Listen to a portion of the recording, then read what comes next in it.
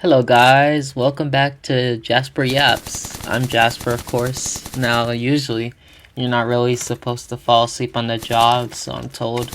Unless you're a YouTuber like me, of course. Just kidding, I just mostly procrastinate on video ideas and college assignments. Like I've done all my life at every job they've staffed me at and at every institution I've been at.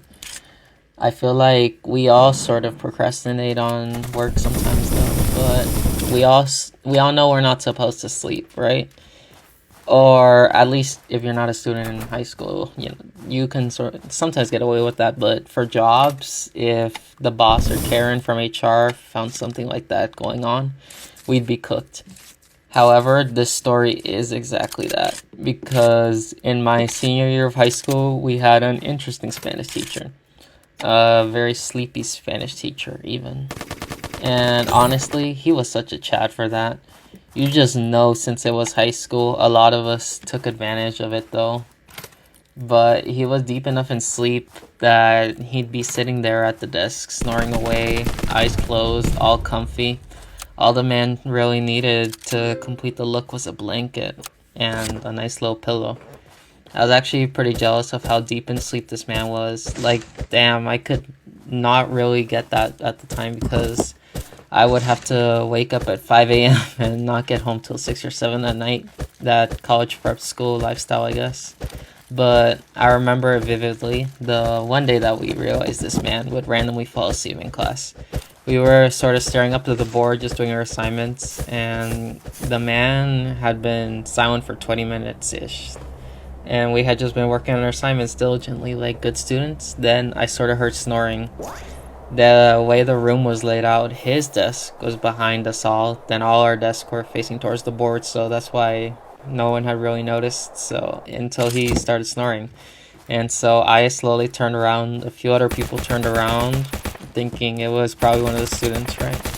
But no, it was not one of the students actually. The person behind me was diligently working, and I realized it was actually the Spanish teacher that was asleep. Bro was dead asleep. Over time, my class got a bit more used to this because it wasn't just a one-time thing. It kept happening. And like I said, we began to start using that to our advantage. It started small enough, innocently enough even. Not doing work and yapping mostly. That's what we started with while he was asleep. But then we started to get a tiny little bit bolder. One day, I decided I was gonna leave the class while he was sleeping. I don't know why, but I just wondered if I could actually do that. So, when the man fell asleep, I opened the door very slowly, glanced around a bit. Then, finally, when I noticed bro was still dead asleep, I escaped out to the hallway. I ended up hanging out in my math class. The math teacher was very confused, but bro was chill enough to sort of let it happen and let me be in the class, as long as I participated, even though it wasn't my class. I ended up heading back when the bell rang. Dude was still asleep until that bell rang. The bell sort of jolted him awake, and I just kind of made my escape with my bag. But nah, I was just a start because it was about to get even crazier though, trust. Now that I had pulled it off one time, it sort of showed everyone that that was possible when the man was sleeping, how deep he was in sleep. So some of us started leaving in groups. We sort of started chatting whenever we wanted, as long as we weren't loud, because I'm not sure if even being loud would wake him up, honestly, but all things considered, honestly, it was just all a very peaceful anarchy because we couldn't do just anything because we weren't sure if it would wake him up or not. But as long as we were quiet about it, we could honestly do whatever we want, just nothing too crazy. Then the craziest incident happened near the end of it all. This was all the way to the end of the first semester, right? It didn't happen in my section specifically, but I still got news of it pretty quick. During our midterms, this man fell asleep again.